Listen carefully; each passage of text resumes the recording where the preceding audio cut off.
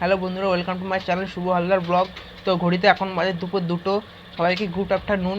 তো যাই হোক, কথার কথা, কলকাতা এয়ারপোর্ট নিয়ে কিছুদিন আগে আমি যে ভিডিওটা ছেড়েছিলাম, প্রায় 19 তারিখে একটা কলকাতা এয়ারপোর্ট থেকে একটা ভ্যাকান্সি বেরিয়েছিল যে Kolkata airport authority service centre থেকে একটা হ্যান্ডিম্যান এবং র্যাম্প ওয়ার্কার কিছু নেবে ওরা। সেই ভ্যাকান্সি রিলেটেড ভিডিও আমি আমার আগের ভিডিওটাতে আপলোড করেছি। তোমরা যদি কেউ দেখে না এসে থাকো তো অবশ্যই ভিডিওটা দেখে এসো। তো ওই ভিডিওটার পর এই ভিডিওটা বানাচ্ছি। তো এই ভিডিওটাতে বানানোর একটাই কারণ, তোমাদের অনেক এয়ারপোর্ট নিয়ে অনেক নানা রকম সমস্যা আছে।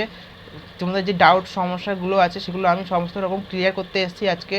তো অনেকেই কমেন্ট করে জানাচ্ছ যে এয়ারপোর্টে 25 কেজি দিচ্ছে না, ওর কম দিচ্ছে। তো তোমাদের একটা কথাই বলি, এয়ারপোর্টে ওটা 25 থেকে 35 কেজি আছে। তোমাদের সেটা মনে হচ্ছে না, কিন্তু এয়ারপোর্টের অথরিটির আমার ইনফরমেশান আছে, একজন রিলেটিভ কাজ করে, তো উনিও বলেছেন যে ওখানে 25 থেকে 35 কেজির মধ্যে রাখা আছে। তো ওটাই সবাইকে তুলতে হচ্ছে।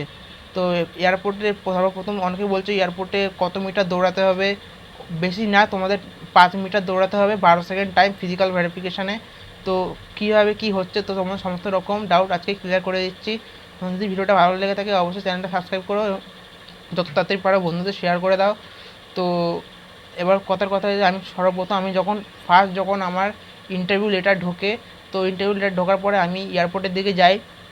যাওয়ার পরে 12:30 আমি আগেই যাই এয়ারপোর্টে, প্রায় 10টার মধ্যে আমি ঢুকে যাই। ওখানে কি ঢুকে দেখি আমাদের 12:30টার আগে একটা ব্যাচ ছিল 9:30টার সময়। ওদের 9:30টার টাইম ছিল, ওরা 9:30টার সময় ঢুকেছিল, আর আমাদের ছিল 12:30টার টাইম। সবাই এসসি ক্যান্ডিডেট যারা ছিল সবাইকে 12:30টার সময় ডেকেছিল। তো 12:30টার সময় আমি যখন 10টার আগে ঢুকে গেছি আমি। তো 10টার পর আমি যখন ঢুকি তখন গিয়ে দেখি সবাই ওখানে বসে রয়েছে, অনেক ক্যান্ডিডেট। তো সবাই 6 ফুট 5 ফুট এরকম হাইট আছে। তো দাঁড়িয়ে সবাই সবার মধ্যে আলোচনা করছিলো এয়ারপোর্ট নিয়ে কোথায় কী। তো ভিতরে ঢুকি যখন সবার একটা লিস্ট টাঙাতে আসলো 12:30টার সময়। তো তোমরা যারা যারা অ্যাপ্লাই করেছো ওই এয়ারপোর্টে সবার একটা লিস্ট টাঙিয়ে দিয়ে গেছিলো। তো ওই লিস্ট দেখে আমি ঢুকি। ওখানে সর্বপ্রথম দুটো জিনিস ফলো করতে হবে, একটা হচ্ছে টোকেন নাম্বার, একটা হচ্ছে সিরিয়াল নাম্বার। তো আমার সিরিয়াল নাম্বার ছিল হচ্ছে 316, আর টোকেন নাম্বার ছিল সামথিং 3246 এরকম ছিল। তো ওই দুটো টোকেন নাম্বার তোমাদের হয় হাতে লিখতে হবে, নাহলে মনে রাখতে হবে। তো আমাদের ওটা জিজ্ঞাসা করবে। তো আমাদের যখন ঢোকার সময় আমাদের সর্বপ্রথম বলেছিল যে তোমাদের সবার সমস্ত ডকুমেন্ট যেন ঠিকঠাক থাকে, কার যদি কোনো ডকুমেন্ট ভুল থাকে তো ওখানেই স্যাংশন ডিসকোয়ালিফাই হয়ে যাবে। তো অনেকে দেখি ডকুমেন্ট ভুল করেছিল, যারা ডকুমেন্ট ভুল করেছিল তাদের তো পাঠিয়ে দিচ্ছিলো। তো সর্বপ্রথম আমরা যখন লিস্টটা দেখে যখন ঢুকি এয়ারপোর্টের ভিতরে, অনেকে দেখি ফর্মাল ড্রেস পরে এসছে, অনেকে দেখি বাড়ি জামা প্যান্ট পরে এসছে। যারা বাড়ি জামা প্যান্ট পরে এসেছিলো তারা ফিজিক্যাল টেস্টের জন্য হয়তো বাড়ি জামা প্যান্ট পরে এসেছিলো। পরে তারা শুনছিলাম তারা বলছিল যে ফিজিক্যাল টেস্ট হয়ে যাওয়ার পর তারা ফর্মাল ড্রেস পরবে, ইন্টারভিউর জন্য প্রিপারেশান নেবে। তো সবাই মানে যে যার মতো করে মানে সেজে এসেছিলো, কোনো ছিল না যে ফর্মাল ড্রেস ছাড়া ঢোকা যাবে না, এরকম কোনো ব্যাপার ছিল না। ফর্মাল ড্রেস ছাড়াও তোমরা আসতে পারবে, এয়ারপোর্টের ভিতরে ঢুকতে পারবে। আর এর জন্য কোনো তোমাদের পাসপোর্টও লাগবে না, কিচ্ছু লাগবে না। তোমাদের শুধু ইন্টারভিউ লেটারটা যদি থাকে, ওটা থাকলে তোমরা মানে ঢুকতে পারবে। অনেকের ইন্টারভিউ লেটার আসেনি, তাদের মানে অনেকের ইন্টারভিউ লেটার এসেছিলো কিন্তু লিস্টে কোনো নাম ছিল না, তারা ইন্টারভিউ লেটার দেখিয়ে তারা এয়ারপোর্টের ভিতরে ঢুকছিল। তো আমাদের সর্বপ্রথম ওখান থেকে লিস্ট চেক করার পর আমাদের সবাইকে ঢুকে নিয়ে যায় একটা ঘরের দিকে। ওইদিকে একটা ঘর মধ্যে ছিল, ওই ঘরের মধ্যে সবাইকে বসিয়ে রাখে। তো বসিয়ে রাখার পরে আমাদের বলে আধা ঘন্টা পরে বলে সবাইকে যাদের যাদের খিদে পেয়েছে, মানে 12:30টার সময় বলে, তো দুপুরে খাওয়ার টাইম হয়ে গেছিলো। তো সবাই করে যারা যারা খিদে পেয়েছে তাদের সামনে আমাদের ক্যান্টিন আছে, এই ক্যান্টিন থেকে তোমরা চাইলে খেয়ে নিতে পারো। তো আমরা খাইনি, কারণ ভরা পেটে শুনছিলাম আমার রিলেটিভ বলেছিল যে ভরা পেটে খেলে যে করা যাবে না, মানে ভারী জিনিস তোলা যাবে না, ওই জন্য খাওয়া হয়নি কিছু। তো ওই জন্য খাইনি। তো আধা ঘন্টা পর ঠিক আমাদের আবার ডাকতে আসে যে তোমাদের যাদের 300 থেকে সিরিয়াল নাম্বার 300 থেকে 400 যাদের আছে তাদের মানে যেতে বলেছে ওখানে। তো আমরাও 300 থেকে 400 ছিল, আমার 316 এরকম ছিল। তো আমিও গেছিলাম ওখানে গিয়ে সবাইকে 100 জনকে একটা ঘরের মধ্যে বসিয়ে সর্বপ্রথম ওরা দুজন বসে থাকে, পাশে একটা দুজন ভদ্রলোক বসে থাকে, একজন এদিকে বসে থাকে ডান দিকে, একজন বাঁ দিকে। তো ভদ্রলোক দুজনই বলে যে যে আমাদের যাদের যাদের ডকুমেন্ট ভুলভাল হবে তাদের এখান থেকে বের করে দেওয়া হবে, ডিসকোয়ালিফাই করে দেওয়া হবে। ডকুমেন্ট ঠিক থাকলে সেকেন্ড স্টেজ, টোটাল 3টে স্টেজ ছিল ওরা বলেছিল। ফার্স্ট স্টেজ হচ্ছে তোমাদের ডকুমেন্ট ভেরিফিকেশান যদি কারোর একটা জিনিস ভুল হয় সঙ্গে সঙ্গে ওখান থেকে ডিসকোয়ালিফাই হয়ে যাচ্ছিলো। সেকেন্ড ছিল হচ্ছে তোমাদের ফিজিক্যাল টেস্টে যদি কেউ ডিসকোয়ালিফাই হয়ে যায় তো ওখানে বাদ।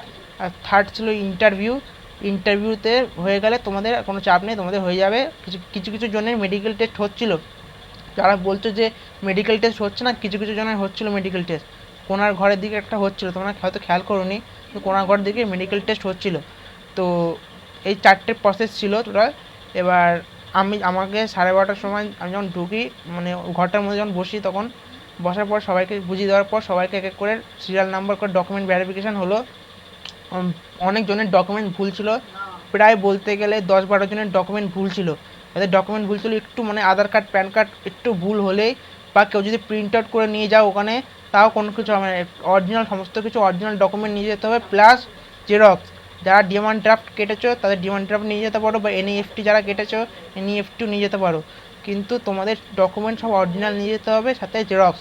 কোনো ডকুমেন্ট ফেক হলে ওখানে সঙ্গে সঙ্গে ডিসকোয়ালিফাই হয়ে যাচ্ছে।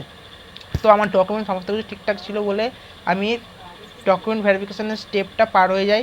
তো সেকেন্ড স্টেপে ছিল আমার হচ্ছে ফিজিক্যাল টেস্টে যখন আমি যাই, তখন ওখানে দেখি অনেকজনের ফিজিক্যাল টেস্ট নানা রকমভাবে নেওয়া হচ্ছিলো। কারোর 3 জন করে নেওয়া হচ্ছিলো, কারোর 5 জন করে নেওয়া হচ্ছিলো। তো আমাকে ফিজিক্যাল টেস্টে যখন ডকুমেন্ট ভেরিফিকেশান হলো, তারপরে আমাকে প্রায় 20 মিনিট মতো বসিয়ে রাখে ফিজিক্যাল টেস্ট। মানে আমার আগে যারা ক্যান্ডিডেট ছিল তাদের ফিজিক্যাল টেস্ট হচ্ছিলো, কারো 3 জনের, কারো 5 জনের। এবার টাইম ছিল ফিজিক্যাল টেস্টে 12 সেকেন্ড ছিল, আর 12 সেকেন্ডের মধ্যে টোটাল 5খানা বড়ি ছিল। বড়িগুলোকে মানে তোমার এখান থেকে 5 মিটার দূরে গিয়ে রাখতে হবে, মানে হাতের সঙ্গে বুকে ঠেকানো যাবে না। কোনো যে বস্তা বড়িটা দিয়েছিলো, বড়িটা মানে বুকের সাথে ঠেকানো যাবে না, তোমাদের এইভাবে তুলে মানে 5 মিটার পরে ওখানে রাখতে হবে। আর ওখানে যদি যেমন রাখা আছে তেমনভাবেই রাখতে হবে। কোনো যদি ভুলভাল রাখো তোমাদের ফিজিক্যাল টেস্ট থেকে পুরো ডিসকোয়ালিফাই করে দিচ্ছে। তো তোমরা অনেকে হয়তো ইউটিউবার এগুলো বলছে না, তোমাদের মানে একটু যদি ভুল হয় ফিজিক্যাল টেস্টে তোলা বা কোনো কিছু, সঙ্গে সঙ্গে তোমাদের ডিসকোয়ালিফাই। কারণ প্রচুর ক্যান্ডিডেট ছিল, প্রায় ওখানে ভ্যাকেন্সি ছিল টোটাল 112 জন, কিন্তু ওখানে টোটাল এসেছিলো মানে আমাদেরই ছিল 100 জন। তাহলে বুঝতে পারছো বন্ধুরা কতজন, পশ্চিমবাংলার অবস্থাটা কী। যাই হোক, তো কথা হচ্ছে পশ্চিমবঙ্গের মানে কী বলবো, তোমাদের এই টপিকে আসলাম বলে পশ্চিমবঙ্গের অবস্থা পুরো খারাপ হয়ে গেছে। তো যাই হোক, ওরা এই জন্য ছাঁটাই করছিলো, মানে ভ্যাকেন্সি কম ছিল তার জন্য ওদের ছাঁটাই করতে বাধ্য। কারো একটু ভুল হলে সঙ্গে সঙ্গে পা দিয়েছে। এমন ক্যান্ডিডেট আছে ঠিকঠাক রেখেছে, কিন্তু জায়গায় মানে একটু ব্যালেন্স হলেই ওদের একটু মানে রাখতে পারে, অন্য যা পাশে রেখেছে, তো সঙ্গে সঙ্গে ওনাকে ডিসকোয়ালিফাই করে দিয়েছে।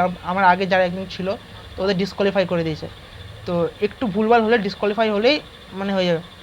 আর মিনিমাম তোমাদের 5টা বড়ির মধ্যে 3টে বড়ি রাখতেই হবে। আর কেউ যদি 4টে টাকা তা হবে, কিন্তু মিনিমাম তোমাকে 3টে বড়ি ওখানে রাখতে হবে, তাহলে তোমরা থার্ড স্টেজের জন্য অ্যালাউ হবে, নাহলে অ্যালাউ হবে না।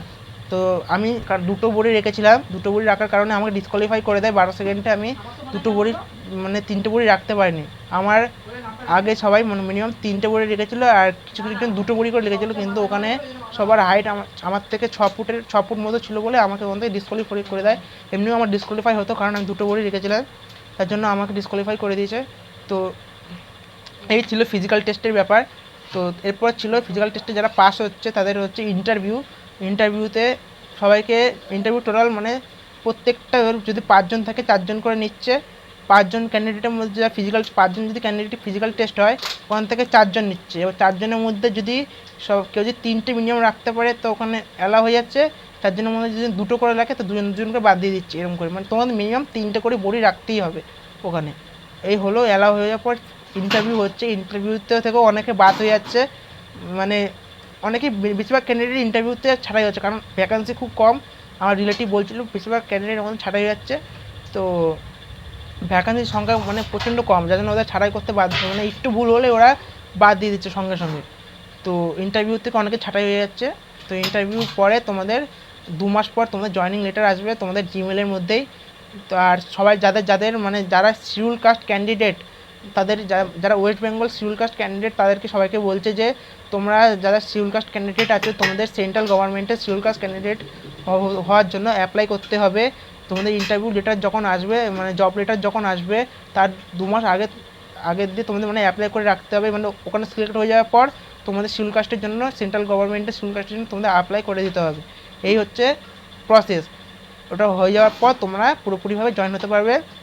তারপর তো পাসপোর্ট আছেই বলতে গেলে, তো পাসপোর্টটা তো ম্যান্ডেটরি তোমাদের লাগবেই এয়ারপোর্টে, বা পুলিশ ভেরিফিকেশন সার্টিফিকেট হলেও তোমাদের হবে এয়ারপোর্টে ঢুকতে গেলে। কিন্তু ইন্টারভিউ দিতে গেলে তোমার কোনো পাসপোর্ট, পুলিশ ভেরিফিকেশন সার্টিফিকেট কিছু লাগছে না, শুধু ইন্টারভিউ লেটারটা হলেই তোমাদের অ্যালাউ হয়ে যাচ্ছে ওখানে। আর ডকুমেন্ট সবাই যেন ঠিকঠাক করে নিয়ে যেও, এই বলা ছিল কোন ডকুমেন্ট, কারণ ডকুমেন্ট ভুল হলেই ওরা বাদ দিয়ে, ডকুমেন্ট কোনো ভুল হওয়া যাবে না, সমস্ত ডকুমেন্ট অরিজিনাল নিয়ে যাবে। প্লাস ডিমান্ড ড্রাফট যারা কাটছো ডিমান্ড ড্রাফট, বা এনইএফটি যারা কাটছো এনইএফটি সঙ্গে নিয়ে যাবে। তো অনেকে বলছিল দাদা আমি আমার বয়স 33 বছর, আমি অ্যালাউ করতে পারবো, আমি কি অ্যাপ্লাই করতে পারবো? তো তোমরা বলি ওখানে তোমাদের বলে দিয়েছে বয়স হচ্ছে 18 থেকে 28 বছর অবধি, যারা জেনারেল ক্যাটাগরি মানে যারা নর্মাল লোক তারা আবেদন করতে পারবে। ওবিসিদের জন্য 3 বছরের ছাড় ছিল, মানে 28-এর পর 3 বছর, 28, 29, 30, 31 বছর হলে ওবিসি ক্যান্ডিডেটরা আবেদন করতে পারতো এই কাজের জন্য, হ্যান্ডিম্যান কাজের জন্য। আর যারা এসসি ক্যান্ডিডেট ছিল, এসসি এসটি, তাদের আর 5 বছর মানে 33-এর পর আর 2 বছর 35 বছর অবধি তোমরা 35 বছর অবধি তোমরা আবেদন করতে পারতো যারা এসসি ক্যান্ডিডেট। 35 বছরের বেশি মানে 36 বছর যদি তোমরা হতে তাও তোমরা আবেদন করতে পারতে না। এই হচ্ছে এয়ারপোর্ট রিলেটেডের মানে ইয়েটা তোমাদের বলে দিলাম। তোমার জানার ইচ্ছা ছিল, যাদের অনেকে অনেক কমেন্ট করছিলো যে কী হচ্ছে এয়ারপোর্টে, কত দূর দৌড়াতে হচ্ছে, সমস্ত কমেন্টের রিপ্লাই দিলাম আজকে। তো তোমাদের যদি ভিডিওটা ভালো লেগে থাকে অবশ্যই সাবস্ক্রাইব করবে, বেল আইকনটা প্রেস করে দেবে।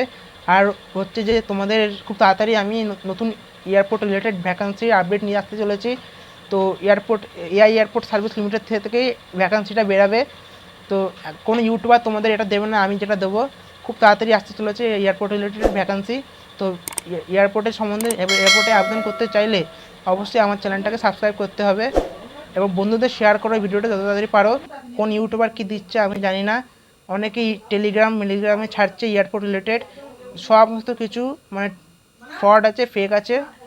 ওইদিকে যাওয়ার তোমাদের কোনো দরকারই নেই। আমার একটু কথা জড়িয়ে আছে, গলাটা মানে খুব ব্যথা করছে কদিন ধরে, ঠান্ডা লেগেছে, তার জন্য আমি কথাটা স্পষ্ট বলতে পারছি না। আর ব্যাকগ্রাউন্ডে খুব সাউন্ড আছে, জন্য হেডফোনটা কানে দিয়েছে। তো তোমাদের বন্ধুদের জানিয়ে দিও ভিডিওটা সম্পর্কে। তো এই তোমাদের আজকে কথা হলো, দেখা হচ্ছে নতুন ভিডিওতে, ততক্ষণ জন্য টাটা।